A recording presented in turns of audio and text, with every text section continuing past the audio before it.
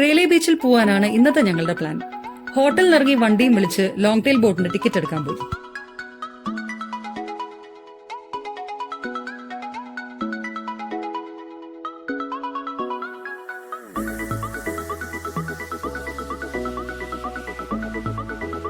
Long tile ബോട്ടിന് ഒരാൾക്ക് 200 ബാത്താണ് up and down ticket rate.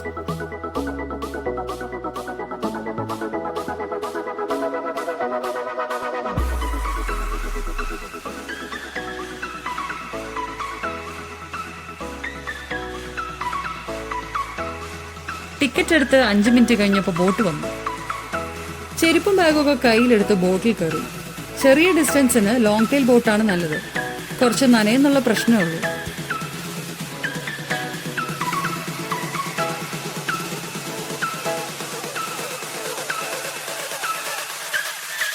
ദൂരേന്ന് monkey ട്രെയിലും കോൺസായ് ബീച്ചും കണ്ട് ബോട്ട് പയ്യെ റെയിലിലേക്ക് എടുത്തു.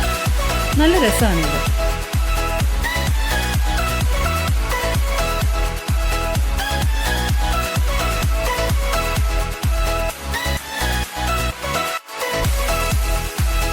ആറ് മണിക്ക് തിരിച്ച് ബോട്ടിലെത്തേണ്ടതുകൊണ്ട് സമയം കളയാതെ റെയിൽവേ വാക്കിംഗ് സ്ട്രീറ്റിലേക്ക് നടന്നു.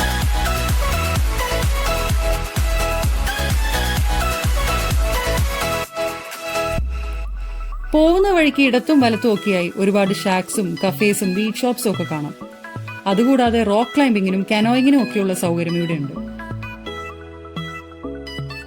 വളരെ കുറച്ച് അക്കോമഡേഷൻ ഓപ്ഷൻസ് ഇവിടെ ഉള്ളൂ. മെയിൻലൻഡിൽ നിന്ന് ഇങ്ങോട്ടേക്ക് റോഡ് കണക്ടിവിറ്റി ഇല്ല. വരുന്നവരെല്ലാം ബോട്ടിലും കെറ്റമറിലും ഒക്കെയാണ് ഇവിടെ എത്തുന്നത്. ഒരു ഫുൾ ഡേ കാണാനുള്ള കാഴ്ചകളുണ്ട് ഇവിടെ. സമയം കുറവായതുകൊണ്ട് വൈകാതെ പ്രാനാങ് ബീച്ചിലേക്ക് നടക്കും. ഇവിടെ ഒരു വ്യൂ പോയിന്റ് ഉണ്ട്. അത് കണ്ടു വരുന്നവരാണിത്.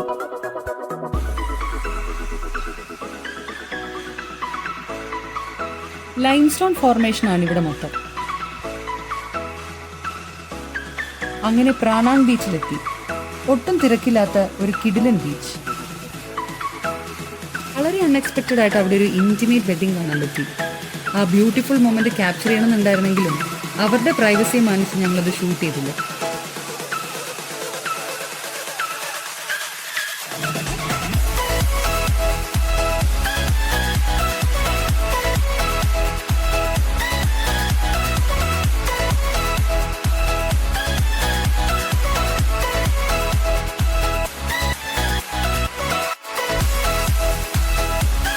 അങ്ങനെ കുറച്ചു നേരം അവിടെ സ്പെൻഡ് ചെയ്ത് തിരിച്ച് ബോട്ടിലേക്ക് നടന്നു. ബോട്ടിൽ കയറി തിരിച്ച് ആവനാങ്ങിലെത്തിയപ്പോൾ അവിടെ ഒരു കിടിലൻ പരിപാടി നടത്താൻ പോകും. എന്താണെന്നല്ലേ അതടുത്ത വീഡിയോയിൽ പറയാം.